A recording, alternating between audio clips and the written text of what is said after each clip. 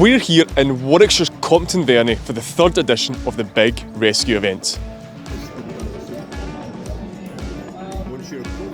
Bringing together tree climbing professionals from across the UK, it's the perfect opportunity for them to refresh their aerial rescue techniques.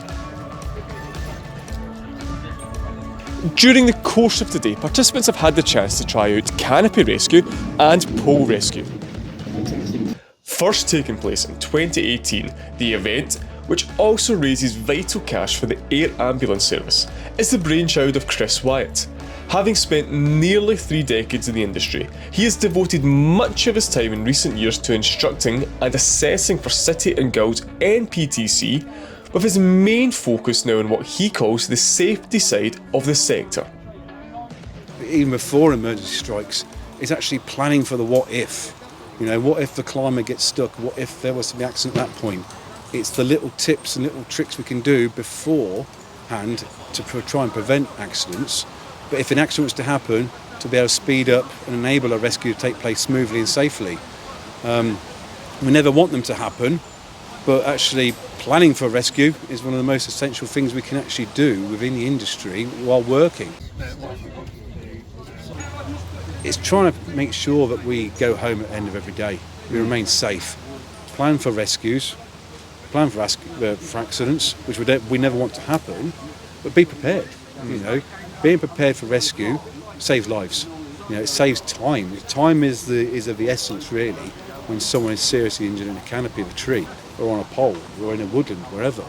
So being prepared and having that ability to be able to carry out rescues, you know, the fact that actually we're doing our best to actually speed up and enable emergency services to get to casualties, so they're ready on the floor. That's one of the big things. People get stuck in trees. Sometimes it's through little tiny mishaps, sometimes it's through those serious accidents. But just keeping prepared, keeping safe, keep thinking. At Compton Verney, participants were split into 2 groups, each led by industry assessors, for workshops and simulated rescues. Attended by nearly 100 professionals from across the UK, the event also took a look at climbing equipment and whether it could help in a rescue situation or hinder efforts. There's obviously been an influx of equipment. We're looking at a lot more access equipment now, or mechanical devices. I'm not going to name them because there's so many out there, but it's actually looking at those mechanical devices and can we, whilst they're safe to use while normal access working in the canopy, when it comes to actually working out the rescues and carrying out rescues, can we use them? One of the big things is actually look at the rating. A lot of the ratings around 140 kg mark, so be very aware of using them in rescue in situations. But I mean, climbing as an industry within this industry is progressing. It is moving forward. There'll always be the same elements. We are tied to the ropes. You know, we are using backup systems as we should be. How we access trees is changed a little bit. More people are adopting to the SRT systems, the stationary rope techniques, the moving rope techniques, doing combinations. So it's having days like this helps to actually learn new skills so we can adopt those things. But again, whichever system we use may have different rescue elements to it.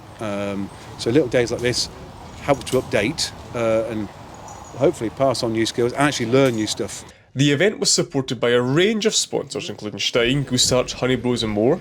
And speaking on behalf of Fletcher Stewart, Peter Adams outlined its importance.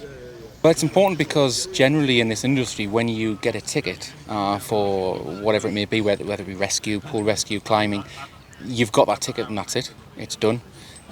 So to have a refresher, it's not something that's really pushed in the industry. So this is a really advantageous for everyone that's come along. They're able to now, not so much advance, but they can refresh themselves in what they're doing, anything that's new techniques-wise. And then everyone's also getting together to talk to each other to try and offer advice and try and a bit of a camaraderie, if you like. Like in previous editions, many sponsors provided prizes for the impressive raffle, tickets from which contributed to an incredible £9,199 for the air ambulance service, which paid tribute on the day by making a surprise appearance towards the end.